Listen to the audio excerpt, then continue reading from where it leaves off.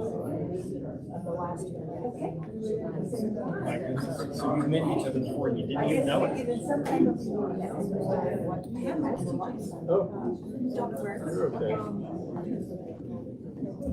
I was over in the annex.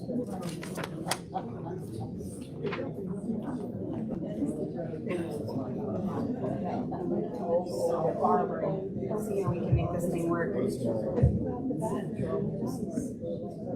We're starting to try out a new microphone so that we can amplify a little bit. So hopefully you'll bear with us if you can hear us. Welcome, everyone. Thank you all so much for being here this evening. My name is Olivia Brown. I'm the Executive Director at the Albemarle Charlottesville Historical Society. I am delighted to see a mostly full room. Thank you so much for joining us. Tonight is our final program in what's been an 8-part series called Fighting for Freedom, the Declaration of Independence and its Legacy. So we started this series back in January, talking about the ideas of Jefferson and Hamilton. And since then, we have come up through 250 years of American history, talking about important moments when Americans have had to fight for freedom.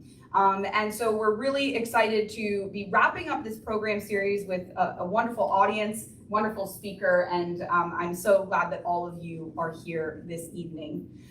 Many of you are probably on our email list and get information about the Historical Society. If not, I welcome you to sign up on our email list up here so that you can learn more about what we do. The Historical Society is a membership organization. We are a nonprofit, and we are here to not only collect and preserve the history of our area, but to share it with you all as well. So if you are interested in learning more about the work that we do, about our new strategic plan that is going to take us through the next 4 years, I hope at some point you will come either speak to me, talk to someone else affiliated with the organization, and learn a little bit more about what we have in store for the future, because we are very excited about it as well. Now, tonight's program, as I mentioned, is the final in our Fighting for Freedom series. So I am delighted to introduce you to this evening's speaker. Micah Schwartzman is the director of the Karsh Center for Law and Democracy and the Hardy Cross Dillard Professor of Law at the University of Virginia, a scholar who focuses on law and religion, jurisprudence, political philosophy, and constitutional law. He joined UVA's law faculty in 2007. We've already remarked on both of us being undergraduates at the University of Virginia, and alas, here we are still in Charlottesville. So I hope that you will join me in welcoming Micah for this evening's performance called Reestablishing Religion: How the Supreme Court Dismantled the Separation of Church and State. We'll think about revisiting the First Amendment of the Bill of Rights and the 5 freedoms that have been promised in it. So thank you so much. Join me.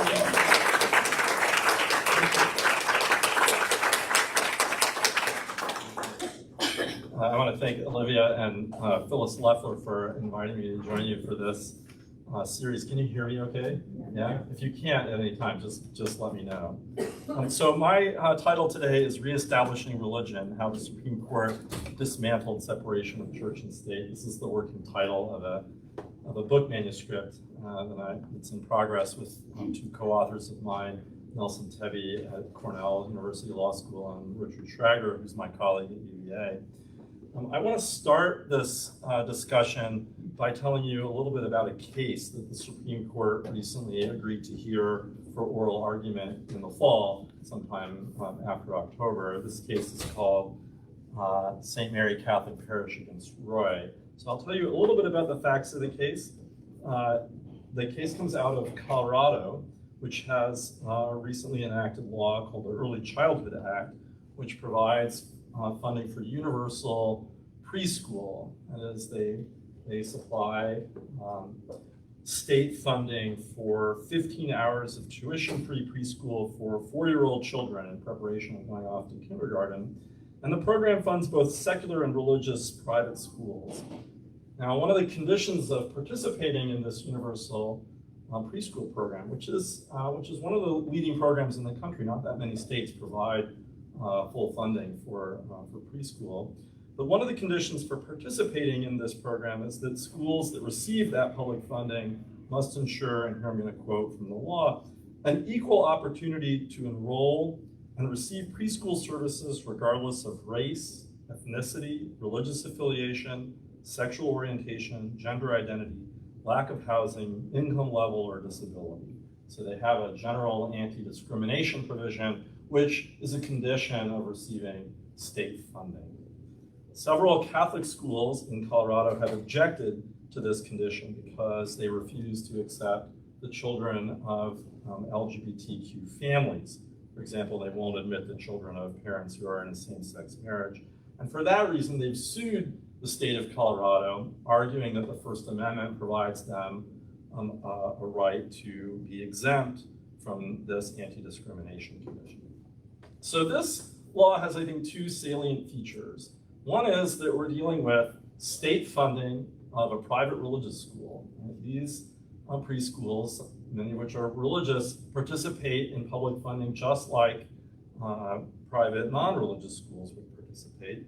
And the second condition is that there are these anti-discrimination rules, and some religious organizations don't want to participate or comply with those anti-discrimination rules. And so we've got this combination where some religious organizations are receiving public money that don't want to comply with the anti-discrimination rules. And the Supreme Court is being asked this fall to decide whether the First Amendment of the United States Constitution requires granting an exemption from those anti-discrimination rules. That's the question in front of the court. I don't actually want to answer that question for you today. I'm not going to try to do that. I want to ask, I sort of want to back up from that question and ask, how did we get here? How did we get to the point where the Supreme Court is hearing a case about a school that will receive full public funding from the state government and at the same time demand an opt-out from anti-discrimination rules? How is it that such a case comes to be? That's the question I want to try to help us understand. And I'm going to do that by providing you, I think, what will feel like a whirlwind tour of the history of the religion clauses of the First Amendment over the last 80 years. I'm going to cover a lot of ground, and that's going to put some demand on you, but I hope you'll bear with me, and then at the end, if I've been unclear or there are things that are missing, and there'll be a lot missing, you should feel free to ask me some questions. But I'm going to start at the beginning, and that is, well, first, this is the Supreme Court, a picture of the current court, which is tasked with answering this question in the case that they already agreed to hear, just so you have a mental image of where we're headed. I want to ask, before I sort of get to the history, I do want to start at the beginning just with the text of the First Amendment, which I assume you'll have broad familiarity with, but you might not remember exactly the text. So I just want to read the parts of the First Amendment that I'm going to focus on in the rest of this talk. So the First Amendment of the U.S. Constitution says, Congress shall make no law, and then I put the bracket 1, and that's for me, not in the actual Constitution, but shall make no law, 1, respecting an establishment of religion. And I'm going to call that the Establishment Clause, which is how it's typically referred to in the scholarly literature, and sometimes by the court too. 2, or prohibiting the free exercise thereof. I'm going to call that the Free Exercise Clause. These two clauses comprise what are often known as the religion clauses of the First Amendment. And the First Amendment goes on to include other freedoms, which you might have, I suppose, that this lecture series has had some discussion of, especially the freedom of speech or the press. But I'm not going to talk about any of those other freedoms. I'm just going to focus on the two religion clauses. And importantly, I want to distinguish them, the Establishment Clause and the Free Exercise Clause. I'm going to walk us through history, a brief, mostly 20th, but also the beginning of the 21st century history of these two clauses. And I'm going to do that in 4 parts. And for each of these parts, I'm going to describe a case that is a kind of paradigm under the Establishment Clause and a case that I think helps to represent each of these periods under the Free Exercise Clause. So I'm going to ask you to look at 8 cases with me. It's a lot, but I hope that we'll get a general sense for each of the periods from those cases. In the book that I'm working on, we're offering what we've called a political history of the religion clauses. That is, the way that the Supreme Court understands these two clauses of the First Amendment, the way that it interprets those provisions, we think is best understood as a result of social and political movements that have been concerned with the application of those clauses. And I think I can illustrate this best by describing some of the cases for you and telling you something about the politics that I think lie behind them. So this is both a legal history, but also, in my view, a political one. I'm going to start with post-war pluralism. These cases begin in 1940, and they start in 1940 because up until this point, the Supreme Court had not applied either of the religion clauses, either the free exercise clause or the establishment clause. It had not applied them to state laws. So prior to 1940, the First Amendment was not, at least these provisions of the First Amendment were not applied to state regulations that implicated religion. There actually weren't very many other cases involving federal laws either. There were a couple of cases involving Mormon bigamy in the late 1800s. But aside from that, not much federal Supreme Court litigation involving the religion clauses. This is a photo that represents the case West Virginia against Barnett. It involves a compulsory flag salute, which some states required in the midst of World War II. You might be disturbed by the nature of that salute, as were some religious groups, especially Jehovah's Witnesses, whose children refused to participate in this flag salute. And they got in big trouble for it, and that case ended up going up to the Supreme Court. A second case that I want to talk just briefly about is a case called Everson against Ewing, which is a township in New Jersey. This case involved busing children to parochial schools. Let me just briefly go through each of them, and I'll just pull a quotation from each case. West Virginia Barnett represents a moment in which the Supreme Court intervened to protect the freedom of conscience of Jehovah's Witnesses children, those kids who didn't want to participate or whose parents did not want them to participate in the flag salute. It's a moment, this case was actually decided under the free speech clause, but it was seen as protecting the rights of conscience. And very famously, Justice Robert Jackson, who had been the lead prosecutor of Nuremberg, there was a movie recently that you might have seen featuring him, wrote, and it's one of the most famous quotations from our constitutional canon in the 20th century. He wrote, "If there is a fixed star in our constitutional constellation, it is that no official, high or petty, can prescribe what shall be orthodox in politics, nationalism, religion, or other matters of opinion, or force citizens to confess by word or act their faith therein." And it's the idea of compelling children's speech to profess some political orthodoxy the court found to be in violation of the First Amendment. And this case is seen as, I think, as paradigmatic of protection of freedom of conscience. And it stems from this period in the midst of World War II, where I think the court was deeply concerned about infringements, especially across the Atlantic, on those kinds of rights. So I take this case, even though it was decided under the free speech clause, I take it as representative of the court's broader jurisprudence at the time during the war, beginning to work in terms of protecting freedom of conscience. The second case I take as representative of this era is Everson against Board of Education. This case involved a reimbursement program for parents to bus their children to parochial schools. And the question in the case was whether that kind of busing formed an establishment of religion. In other words, contributed aid to parochial, here really Catholic schools, provided them government support in a way that breached the wall of separation. And the case was decided by Justice, or the majority opinion was written by Justice Hugo Black, and he wrote a very famous passage, and I would never normally put this much text on a PowerPoint slide, so I'm just going to read it all to you so you don't have to worry about reading it. So here's what Justice Hugo Black wrote. He said, "The establishment of religion clause of the First Amendment means at least this. Neither a state nor the federal government can set up a church. Neither can pass laws which aid one religion, aid all religions, or prefer one religion over another. No tax in any amount, large or small, can be levied to support any religious activities or institutions. Neither a state nor the federal government can openly or secretly participate in the affairs of any religious organizations or groups, and vice versa. And then very important, he said this: in the words of Jefferson, the clause against establishment of religion by law was intended to erect a wall of separation between church and state. That phrase, as you may know, is not in the Constitution or in the First Amendment. It comes from Jefferson's letter to the Danbury Baptists, and we now have a raging national debate about whether the First Amendment should be understood to incorporate this idea of separation of church and state. The Trump administration has inveighed against this thought. Here, Justice Black is invoking Jefferson to signal a separationist understanding of the First Amendment.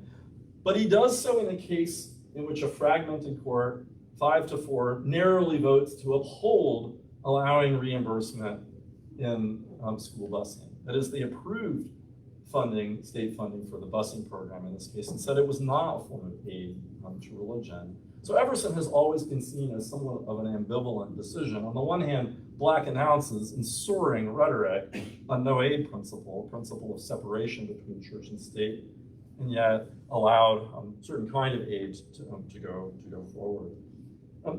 The upshot of Barnett and Everson, I think, is somewhat uncertain. That is, the court seems protective of freedom of conscience on the one hand, and on the other, it also seems to announce important principles of separation of church and state. But the exact contours of the legal doctrine that followed from these statements was not entirely clear, and the court takes a long time to work out their meaning. I want to fast forward now from that early period where the court just begins to apply the religion clauses to state laws to 1963. There is some litigation and some Supreme Court decision making in between these eras, but in 1963, the Supreme Court begins to clarify its understanding, especially of the free exercise clause, but also of the establishment clause. We get more defined doctrine during this period. And I've called the period separationism, and I'll try to explain now why. On the left hand, I've shown you a picture of a woman named Adele Sherbert, who was from South Carolina. She lost her job because she worshiped her Sabbath on a Saturday and not, as many of her coworkers did, on a Sunday. And her employer said that that was not a reason why she couldn't work. And when she applied for unemployment compensation benefits, the board denied her claim. And she sued, saying that she ought to be able to get those benefits, that the state should not put her to a choice between following her religious conscience and receiving that public benefit. Her case, Adele Sherbert against Verner, became a landmark decision involving the free exercise clause of the First Amendment. And the reason is that the court said that even if a law does not target someone's religious views, it doesn't aim at persecution, even if a law merely or incidentally burdens someone's religion, the state still has to have what in the parlance is called a compelling interest. That is a really powerful reason for burdening that person's religion. And if the state doesn't have such a reason, then it ought to grant a religious exemption or an accommodation from the law. And that's what the Supreme Court held in Sherbert, that she was entitled to an accommodation, that she should receive those unemployment benefits, partly because employees who worked on a Sunday could receive them, and partly because her liberty to pursue her conscience was being infringed in that case. The man on the right in this picture represents an establishment clause case that I think also is significant from this time period and that would help us capture the paradigm of the court from this period. His name is Alton Lemon. He was African-American ACLU activist, especially interested in desegregating schools. And he's here because he was the named plaintiff in a very famous case called Lemon versus Kurtzman, in which the Supreme Court struck down state laws that allowed for tuition or salary supplements to be paid to private schools and their teachers. So the Supreme Court in this case said that the Establishment Clause prohibited states from giving money to pay for religious education or teachers who were teaching religious subjects in private religious schools. You might ask, well, why was Lemon the named plaintiff in that case? And the reason is, these cases came out of Pennsylvania and Rhode Island. The reason is that the case was brought up to the Supreme Court partly as a desegregation case. Lemon was decided in 1971, and there is white flight happening in northern cities like in Philadelphia. One of the cases that was consolidated there was out of Philly, the other was out of Rhode Island. The states have laws which are authorizing tuition support or salary support at these religious schools, and those schools were seen, at least by the ACLU and other organizations that were fighting desegregation, they were seen as vehicles for white flight. And so this was in part an attempt to address those concerns. The case went forward both on the grounds of race discrimination, but when the Supreme Court finally got the case, it treated it only with respect to Establishment Clause, that is, with respect to religion. So Lemon's case is remembered for its Establishment Clause holding. I realize that's a lot, so I'm going to summarize the holdings of those two cases for you and try to give you a sense of the big picture from this time period, which is roughly 30 years. All of the time periods I'm describing to you are about a 30-year generation, 1940 roughly to 1963, so not quite 30 years, and then 1963 to roughly 1990 is this period that I'm talking about now. So with respect to the Free Exercise Clause, the Supreme Court in 1962 holds in Adele Sherbert's case that laws that incidentally burden religion are subject to the most stringent form of judicial scrutiny. That is, courts are going to take a really hard look at those laws and ask whether the state has a sufficiently strong reason to reject granting an accommodation. And if it doesn't have those reasons, it's going to require an exemption from those laws. That is a very powerful form of protection for religious liberty. And Sherbert was thought to be a landmark decision for announcing that important rule. At the same time that the court is embracing this very protective view about freedom of religion and freedom of conscience, it's also adopting an even more stringent separationist attitude towards state support for religion or state funding of religion. In the case named after Lemon, the court says, and it does this unanimously, interestingly. I hadn't maybe I'd known it, but I hadn't remembered it. I had to go back and look at this case today. But part of that decision in Lemon is 8-0. Thurgood Marshall didn't participate because it was a desegregation case and there were ACLU involvement, so he recused. But in that case, the court says that there can be no government aid to support religious education. And later that decision will be extended to impose limits on government expression of religion.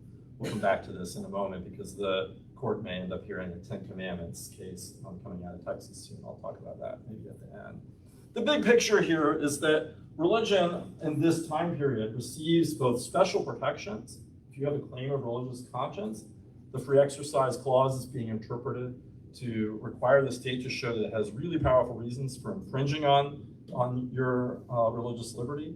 And at the same time, religious activities are subject to special disabilities. They're not entitled to state support in the way that some secular private activities might be entitled to that support.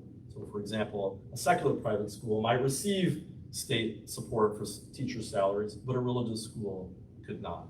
So we have this mix of the Free Exercise Clause and the Establishment Clause. We've got a very strong conception of free exercise, but also a really powerful understanding of the Establishment Clause. This combination of doctrines, the two together, marks this separationist time period. This is a time period when the court is, for much of it, is led by Chief Justice Earl Warren. So you might think of this as the Warren Court. This is a civil rights era, but then extending into the mid-70s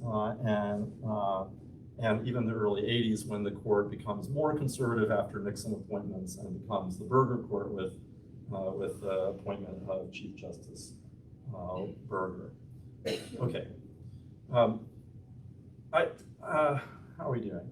I've got a few minutes. Let me just give a couple of brief words of explanation for what might have motivated this combination of positions that the court adopts during this time period.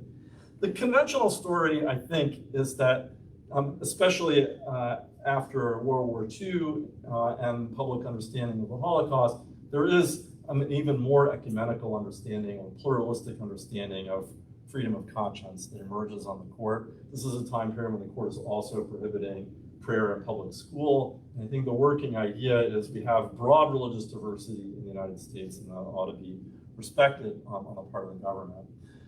The current Supreme Court, and I think this is a view shared by many conservatives today, view especially the Establishment Clause jurisprudence, the restrictions on state support for religious education as a function of Protestant anti-Catholicism that is coming out of the 1800s and 19th century. The idea is that the politics of funding religious education is dominated by mostly by Protestants in the United States, and that political group doesn't want funding of parochial schools because most of those schools are Catholic. Protestants don't want their taxpayer money being used to support Catholic education. And the thought is that view permeates the mostly Protestant appointments on the Supreme Court, and it influences their understanding of the Establishment Clause and leads them to read that clause as prohibiting public support for religious education. That view is very controversial. This is disputed, I think, in the scholarly literature, but on the Supreme Court, most of the conservative justices today, I think, embrace something like this view. And lastly, as I mentioned earlier, Lemon is in part a desegregation case. And so the politics of desegregation, I think, are also shaping how the Supreme Court understands funding of religious education, especially as we get further into the 60s and 70s. We see the emergence of segregation academies in the South, and many of you may be familiar with that history, including in Charlottesville, but also in the North, as the case of Lemon represents. There are concerns about whether funding religious schools is going to promote flight into mostly segregated schools. These are some of the political influences on the interpretation of the two clauses I've been mentioning. And I think the argument is that they filter their way into the justices' legal understandings. Okay. I want to talk now about the period from 1990 to 2020. This is going to bring us pretty close to where we are today. And this era is marked by a significant shift in both of the clauses and how the Supreme Court understands them. I'm going to talk first about free exercise and then again about disestablishment. On the left is a Native American plaintiff whose name is Al Smith, and he brought a case involving the use of peyote. You might have come across this decision. He and a colleague of his wanted to use peyote as part of a Native American ritual, and they lost their jobs as a result of it. They were working in a drug rehab clinic, so this was a hard sell. But their claim was that the state and federal laws that prohibited the use of peyote should be subject to a religious accommodation, allowing them to use controlled substances for religious reasons. It was, like Adele Sherbert's case, an unemployment compensation case. That is, they sought benefits and they were denied those benefits. And when they were denied, they brought a free exercise challenge to the prohibitions on the use of peyote. Adele Sherbert, you might remember, won her case, but Al Smith loses his case. And he loses it in quite a dramatic fashion. I have to fast forward through a slide, but I'm just going to tell you a little bit about how this happens.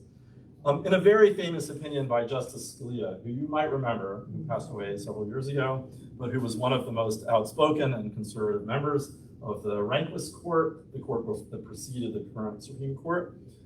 Justice Scalia authored a very famous opinion in Smith's case. It's called Employment Division of Oregon against Smith.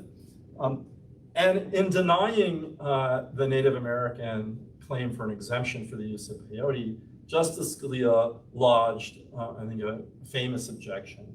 He said that any society adopting such a system, that is, that allowed exemptions whenever someone had a claim of conscience opposed to a state law. He said that such a system would be courting anarchy, and that danger increases in direct proportion to the society's diversity of religious beliefs and its determination to coerce or suppress none of them. That is, Scalia thought that if you allowed exemptions from state and federal laws anytime someone had a conscientious objection to them, you would be granting exemptions all the time. And that, in a phrase that he borrowed from an earlier decision, would make each individual a law unto themselves. And we have a word for describing a system in which each person is a law unto themselves, and that word, and Scalia uses it here, is anarchy. So I call this the anarchy objection when I teach it to my students. And Scalia lodged this anarchy objection, and the view was, and he was here supported by some of his conservative colleagues, 5-4 on the Supreme Court, the view was the Sherbert rule could not stand. This could not be the proper interpretation of the free exercise clause. You certainly have a right, Scalia thought, against intentional discrimination, purposeful discrimination, religious persecution, in other words. But what you don't have a right to, in his view, is an exemption from laws that are neutral, in his phrase, neutral and generally applicable. That is, laws that are not intentionally discriminatory. If a law just happens to burden your religious views, the effect of the law is to burden you, that is not sufficient, on his view, to give you a claim for a religious exemption. And so Al Smith, the Native Americans in his case, who wanted an exemption for the use of peyote, that law, Scalia said, wasn't targeted, wasn't aimed at them. It wasn't meant to be discriminatory. It was part of a general prohibition on drugs with serious health effects. And because the law didn't have an intent to discriminate, it was merely an effect of the law that it burdened their religion, they were not entitled to an exemption. So Al Smith loses his case, but in the process, the court reinterprets the free exercise clause to say that for the most part, we're not going to grant religious exemptions, not unless there's demonstrated or intentional discrimination. I'm going to go backwards for just a second because I also want to talk about Zellman. Zellman was a public official in Cleveland, and she was part of the school system there, so she was the defendant in that case. That case out of Cleveland was a pilot for school vouchers. In 2002, the state created a voucher program and was trying to test it out in Cleveland, Ohio. And a lawsuit was brought to challenge the use of those school vouchers for religious schools on the theory that after the court's decision on Lemon, it was not permissible for states to use public money to fund religious education. And vouchers were merely a way to try to circumvent that holding. In Zellman, the court, now a conservative court led by Chief Justice Rehnquist, we've got appointments now by President Reagan to the court during this period. That court held that neutral funding of religious education through a program of vouchers where parents can choose where to send their children, where they have a wide range of options, and where the type of funding that's being offered is sufficient to allow different choices, that kind of funding is permissible. That is, states could choose to enact voucher programs along those lines, even though they weren't required to do that. So you could fund private secular schools without funding religious schools through a voucher program. But if you want to include religious schools, now in Zellman, the court says that you can. The big picture during this time period then is that states have broad latitude as long as their laws are neutral and generally applicable. Justice Scalia and his colleagues said during this time period, you don't have to grant religious exemptions. So they've gone back, I think, mostly on the promise from Adele Sherbert's case. But when it comes to state funding of religion, states also have some room to work here. That is, the court is lifting some of the constraints that it had imposed in the previous period and now says, as long as the funding is neutral, as long as it works through tax credits or deductions or works through vouchers, then this kind of funding is allowed under the Establishment Clause of the First Amendment. The big picture is that states have room to work. They don't have to grant religious exemptions. They can do it if they want. And when it comes to funding, they don't have to provide funding to religious organizations, but at least under some circumstances, they can do that. This was thought, I think, by the Rehnquist court to be a kind of federalism doctrine. That is, it loosened constraints on states. It allowed states to have some room to work. Rehnquist called it play within the joints. That is, between the free exercise clause and the establishment clause, there was some room to navigate in making policy decisions and enacting laws that protected religion and that allowed some funding for it. Okay, I know I'm moving quickly. I'm throwing lots of cases at you, but that's okay. We'll come back and you can ask me questions, more specifics. I'm gonna skip over some of the reasons for this right now because I want to give us time to have some questions. I just want to talk now about where we are today. So I date this period from about 2020, which is roughly the pandemic. And the reason I do that is because the law really begins to change in a serious way here in the fall of 2020, and that's an important moment because it's the time at which Ruth Bader Ginsburg passes away and is replaced by Amy Coney Barrett. And that shift in the court's personnel leads to real changes in Supreme Court doctrine. So I want to talk about how the court's understanding of both the free exercise clause and the establishment clause have changed in the last 5 or 6 years. So again, I'll present you two cases, one involving free exercise, one involving the establishment clause. I think you probably know who this is. Do you know who this is? Yeah. So this is Gavin Newsom, who's the governor of California, and I don't know if he's the front runner right now on the Democratic side, but one of them anyway. And on the right is Ritesh Tandon, who is a Republican candidate, I think, for a seat in the House right now. This case is called Tandon versus Newsom, and it was a case that was brought during the pandemic. And it involved social gathering restrictions, which all of us lived under for a certain amount of time in homes. California had very stringent laws that restricted social gatherings in your home. Tandon wanted to have religious gatherings in his, and he sued the state of California and Governor Newsom to get exemption and accommodation from those social gathering restrictions. And he won that suit.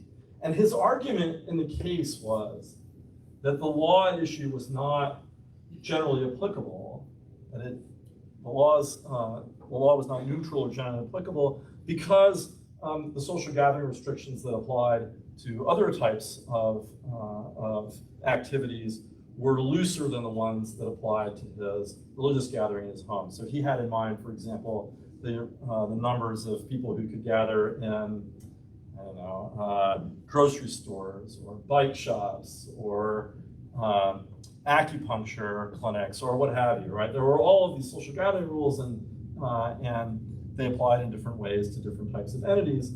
And the argument in this case was that a law that regulates religious activity, if it does so in a way that's more onerous than regulations of secular activities, that law devalues religion in a way that would conflict with the Supreme Court's understanding, even the understanding from Justice Scalia. Scalia said, as long as the law is neutral and generally applicable, well, then we're not going to grant exemptions. And so if you're a smart litigator, you ask, well, what's the law that's neutral and generally applicable? How do we figure out what counts as a general law?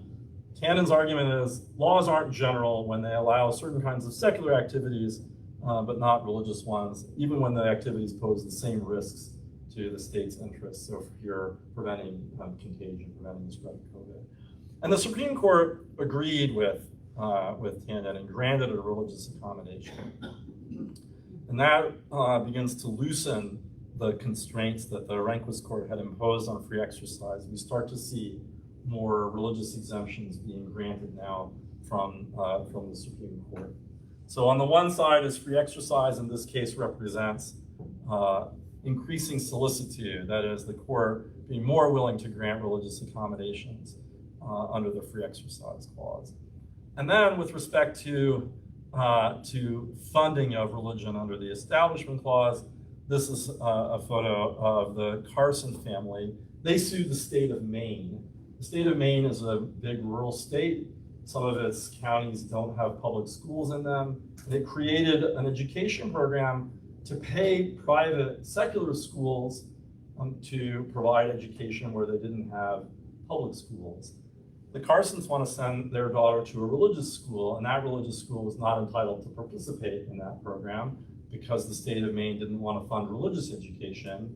And so they sued the state of Maine, arguing that if the state funds private secular schools, they cannot exclude private religious schools. They have to include them. And for the first time, the Supreme Court agrees. It says that the states, if they allow funding opportunities for private secular schools, they cannot exclude religious schools on the grounds that those schools are religious. If you're tracking across the three periods that I've been describing so far, now we're in the fourth, we start with Everson, Justice Black saying there cannot be any aid to religious organizations.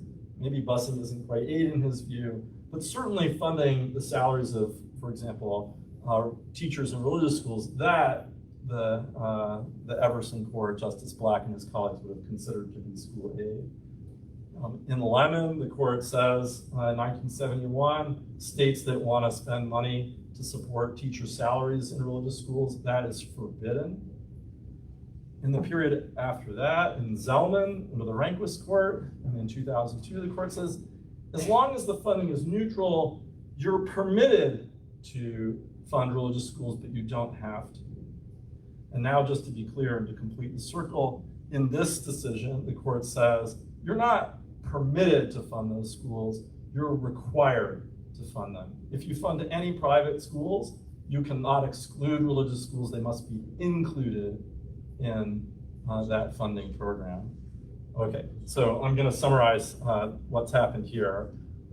Under the free exercise clause, the court says after the pandemic, religious exemptions are required when the government allows exemptions for any comparable secular activities. If a law burdens religion, and if there's even one exception for a secular activity that poses a risk that's similar to risks that are posed by a religious activity, then the state has to grant a religious exception. That's the rule from Tandon versus Newsom. All laws have secular exceptions. So you can imagine what this rule is going to do. It's going to greatly expand the number of religious exemption claims and the number of exemptions granted under the free exercise clause. And I can tell you now that the Roberts Court, the sitting Supreme Court, has granted more religious exemptions in the past 5 or 6 years than all of the Supreme Courts before it combined. It has been more welcoming of religious claims than any previous court, and I think all of them taken together. And on the side of disestablishment, when it comes to funding of religious schools, especially if the state provides any funding for private schools, it must include religious schools. It cannot exclude them. And the big picture then is that religious entities, organizations, are entitled to special protections from public regulation, and also to equal treatment when it comes to receiving public benefits. So that's the place where we find ourselves today. I'm going to skip over this. I haven't given this talk before, and I don't know if this is going to be helpful or not.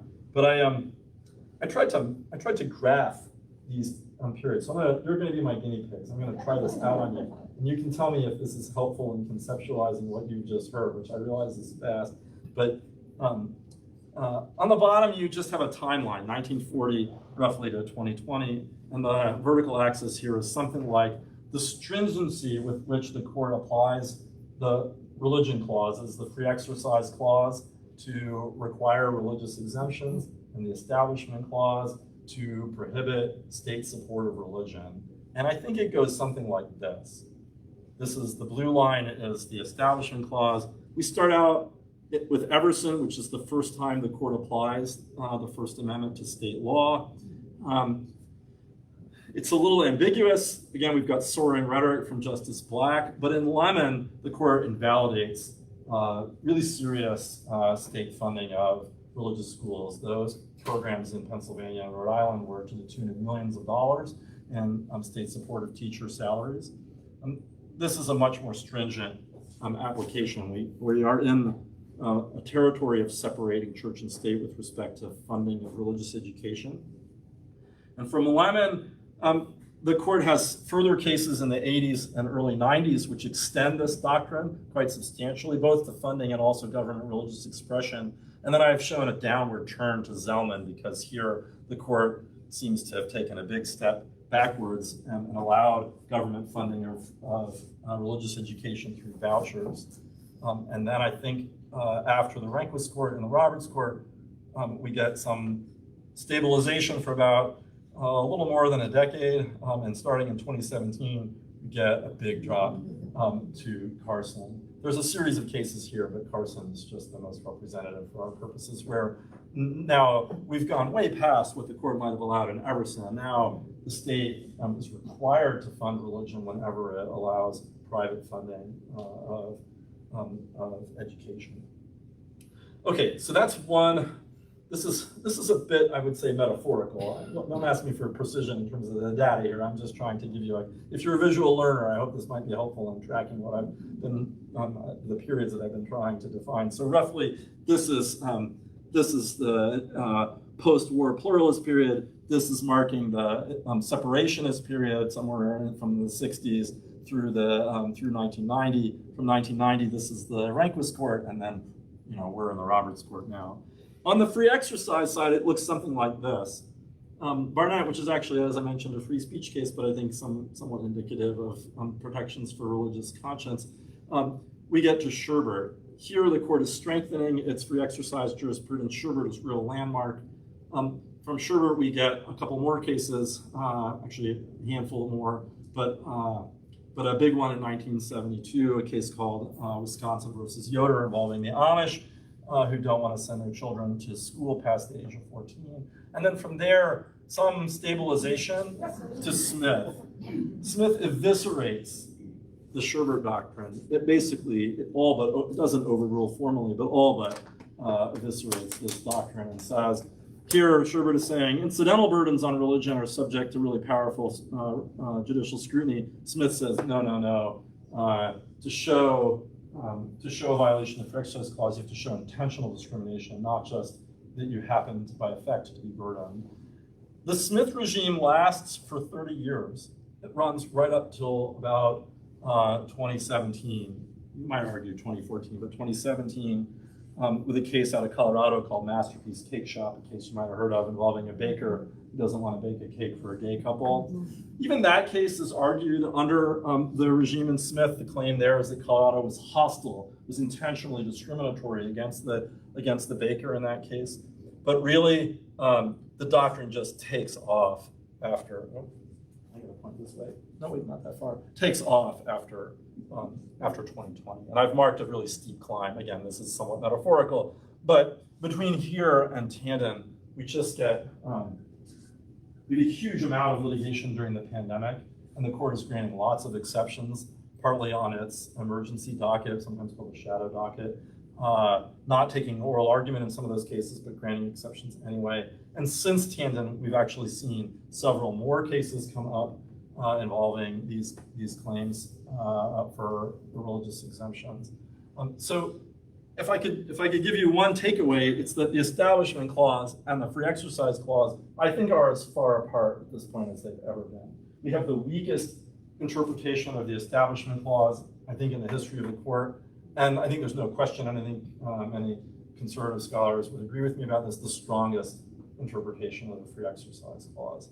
So they are quite far apart at the moment.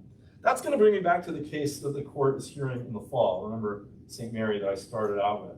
So that's a case in which Colorado has already learned the lesson from Carson. If you fund private education, you also have to fund religious education. You can't exclude religious schools. So Colorado said to its religious preschools, come into the program, participate in the program. But we're going to provide funding for preschools, private preschools, whether they're religious or not. So we're not going to discriminate with respect to funding religious education at the preschool level.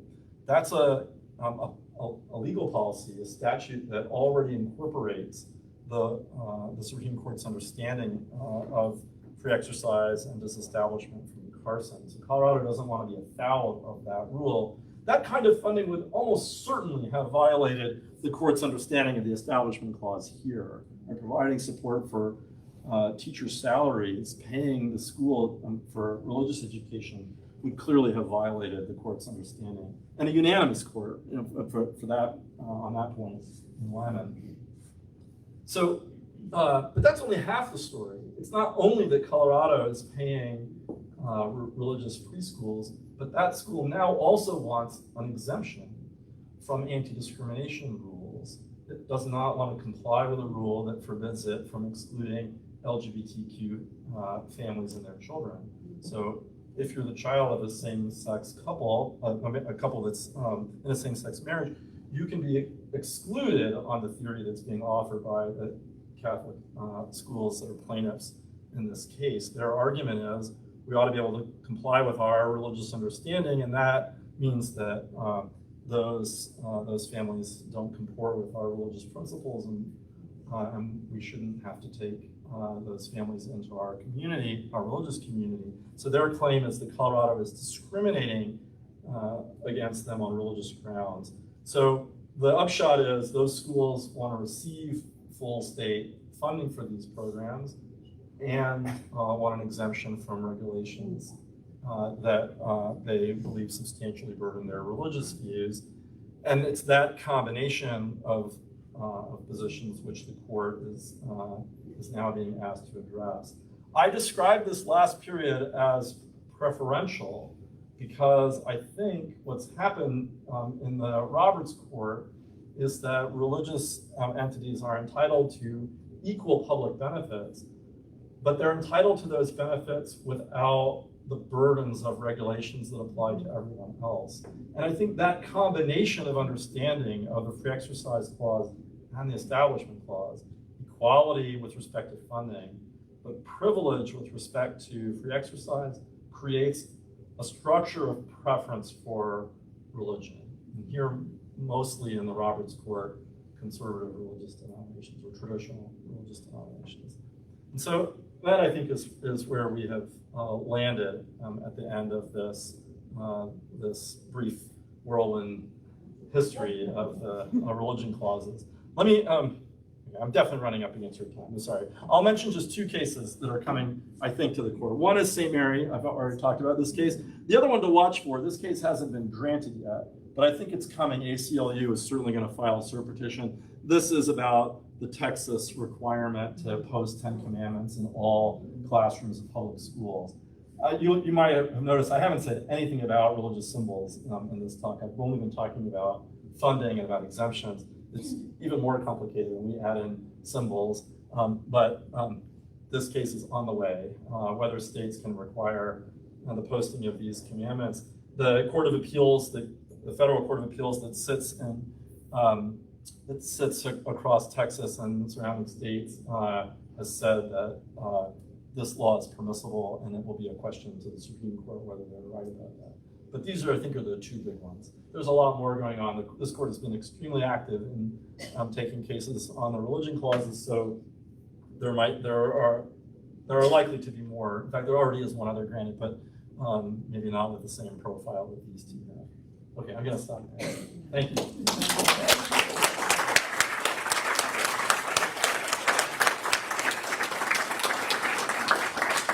We have some time for a few questions. I'm happy to stay, sure. Yeah. I'll let you. Go ahead. I just don't understand how they justify the use of tax money to support a religion. That's what they're doing. They're taking it without our vote and using it to support a religion. So how do they justify that? So their theory is that if the state supports some kind of private social service, whether it's education or providing soup kitchens, or you can think of all kinds of others, it could be medical care or others. If the state is funding private entities and excluding religious organizations from participating in that exclusion is a form of religious discrimination. The Roberts Court doesn't see that as representing some kind of Jeffersonian separation of church and state. It sees that as active discrimination, intentional discrimination against those organizations. The way the Roberts Court thinks about taking taxpayer money to support religious activities, the way they describe it is to say, the state's not looking to fund religion, it's looking to fund whatever social service it's providing, and then it has to do that on neutral grounds. It can't discriminate between religious and non-religious. It has to fund everyone on an equal basis. And so we've moved from a theory of separation to a theory of what the court describes as neutrality or non-discrimination. That doesn't maybe give you a full answer to your question, but it's just to describe for you how the court thinks about what it's doing. Go ahead. You're touching on the question I was having, which is, are there cases coming where other religions, you brought up Judaism. Well, I guess you did a pretty good job here. We've got Native Americans, we've got Christian, Catholic, and Judaism. But it seems like this is a big setup for discrimination between religions. Yeah, there's a really serious concern that when the court is granting exemptions, and for that matter granting funding, that the beneficiaries of those exemptions tend to be from some denominations as opposed to others. Let me just mention to you one case which is a really big test for this. This is a state case, not a federal Supreme Court case. This is a case out of Indiana where some Jewish plaintiffs have argued that there should be a religious exemption from Indiana's ban on abortion. And the logic of that case, using the Roberts Court's reasoning, is if there are any exceptions for secular activities, for secular conduct, there also has to be exception for religious objections. And they're using a law which is called the Religious Freedom Restoration Act. It's a state law. It was signed into law by Mike Pence when he was governor of Indiana, so there's some irony.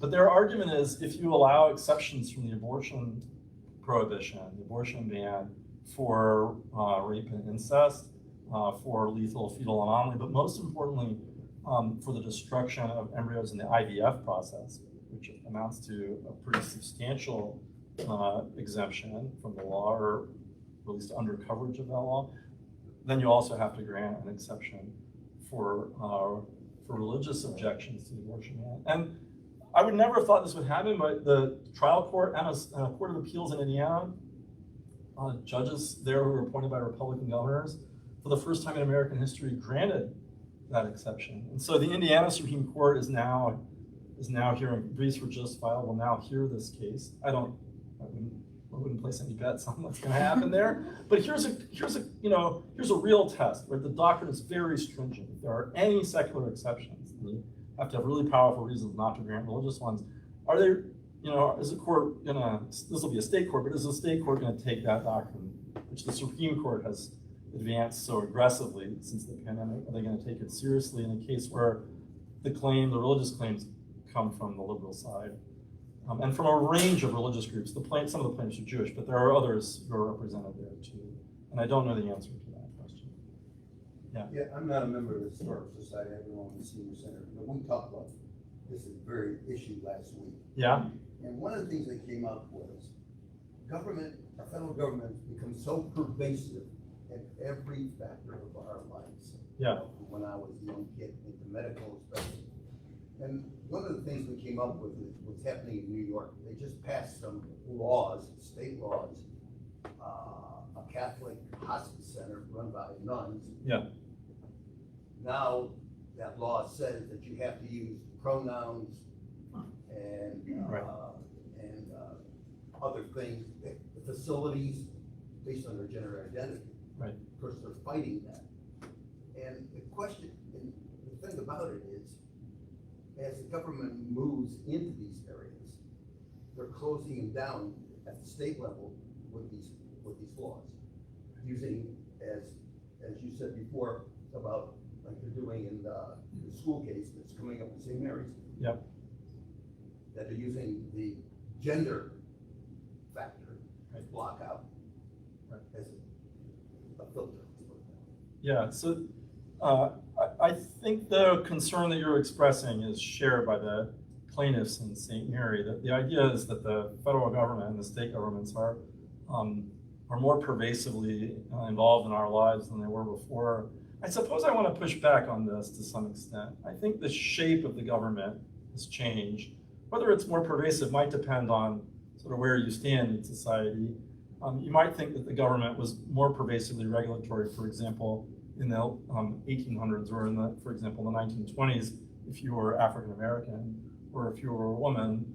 If you were gay, then I would think the government's regulations were much more burdensome to you prior to the court's gay rights cases in the 90s and 2000s. So I'm wary about the narrative about pervasive regulation, but that doesn't mean that there aren't conflicts between religious groups and some important state laws. And one of the central conflicts during this time period is with anti-discrimination law and whether states can condition receipt of aid on those laws, or can they condition participating in the market, with businesses on requiring you to not discriminate. This is the Colorado Baker case, for example. Those conflicts are really serious, and people feel really strongly on both sides of them. And one problem that we have is that the court really hasn't squared up to tell us what the answer to those conflicts should be. It's kind of dodged the question in various ways. It's taken a bunch of cases that involve those conflicts, but it hasn't really tackled that head on. St. Mary's is another case in which it's going to be asked to do that. And whether it'll finally, I think, own up to where it is an important question. Certainly the conservative justices, Justice Alito, Justice Gorsuch, Justice Thomas, have been pushing the court to do that.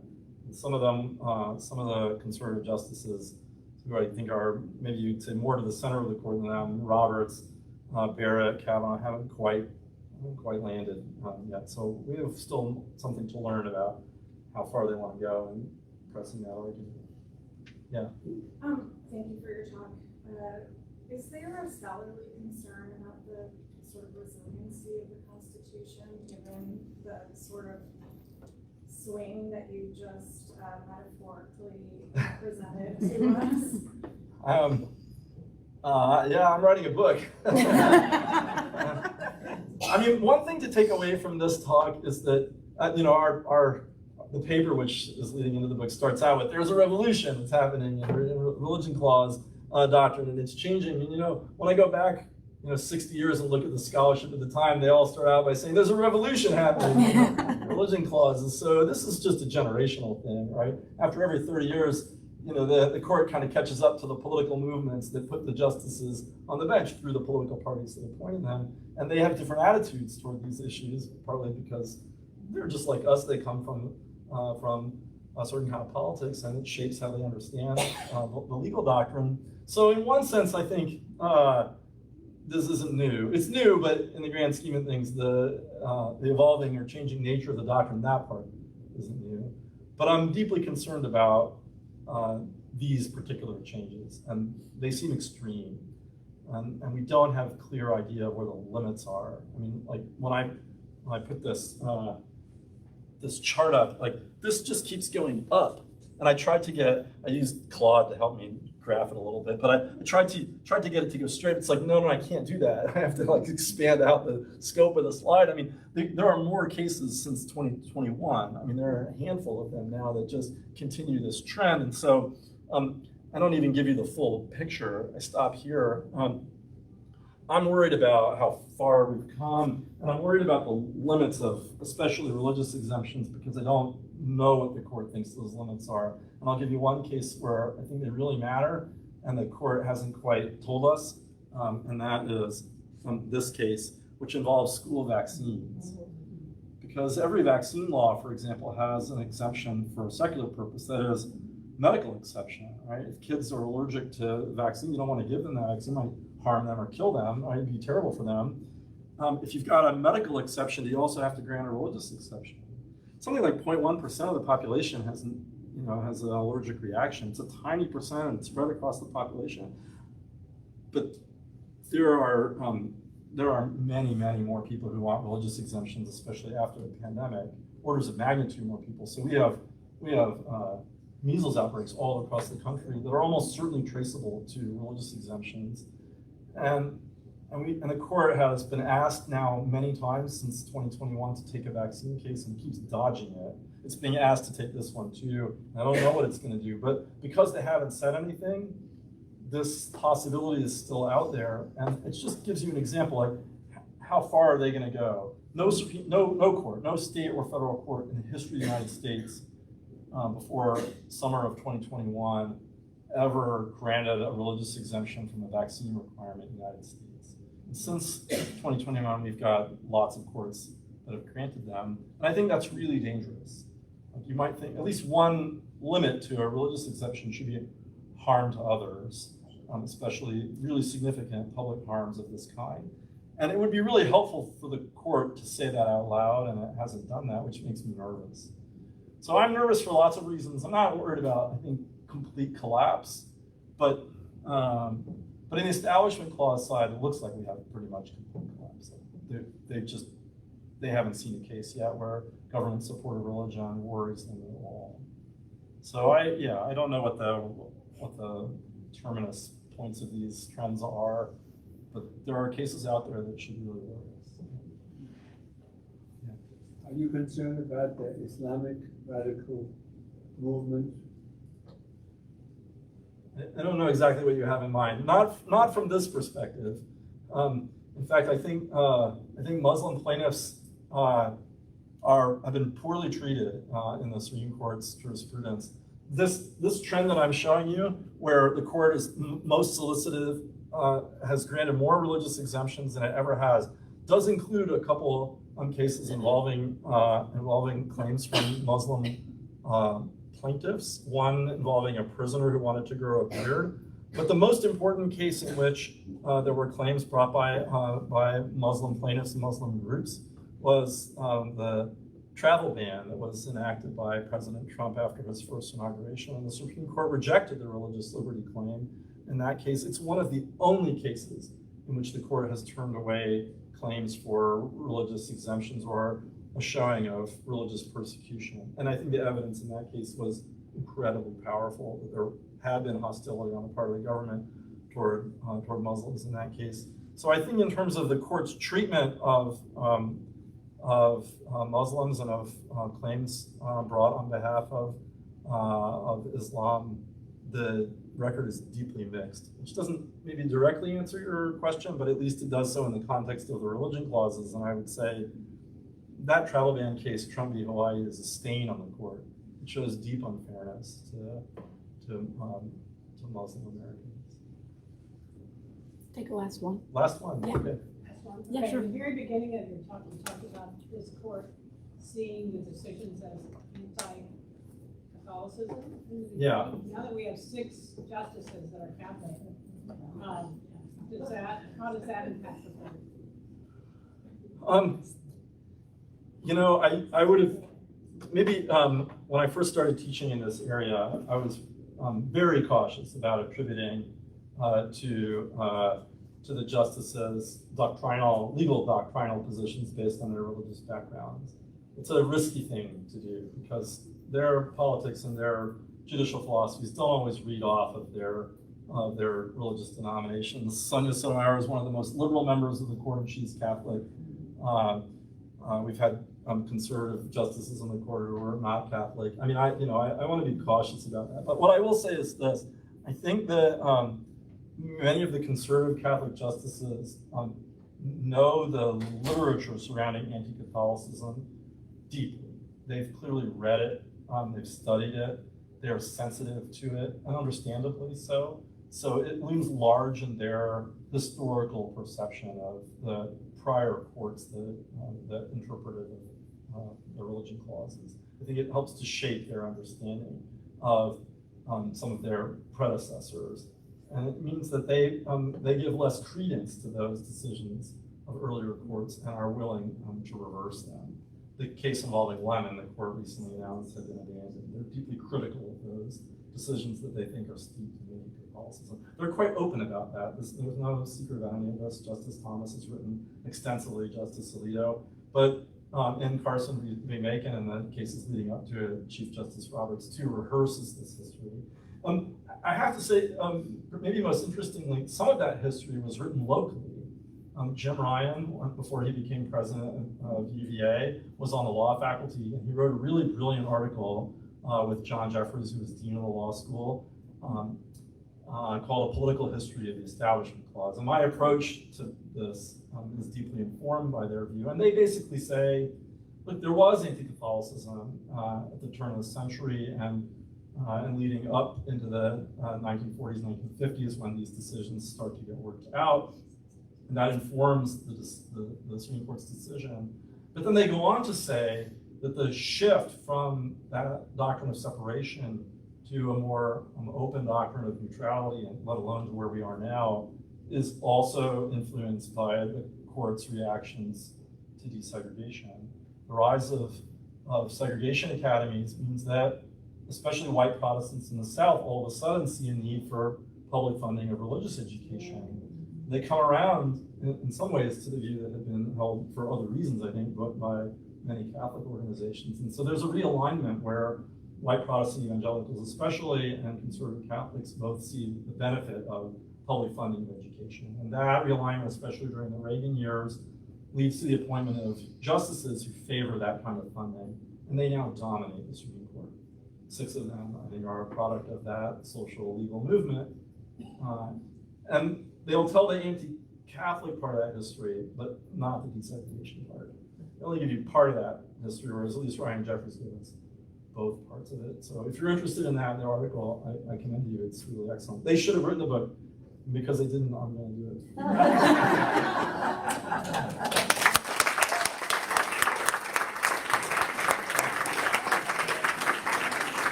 Thank you so much. Thank you all very much for joining us this evening. We have some information about the Historical Society up here if you'd like to take a brochure on your way out, or sign up for our email list. We will have more programs coming. We are so happy to wrap up this program series, but excited to bring you more things coming soon. So please make sure you get our emails or check our website for upcoming programs. Thank you all so much. Have a wonderful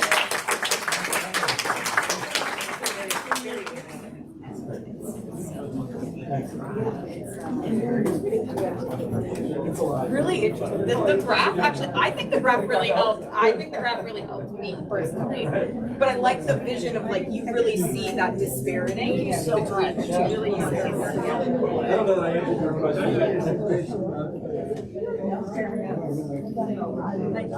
Thank you so much. Thank you. I appreciate it. Thanks for coming. Appreciate it so much.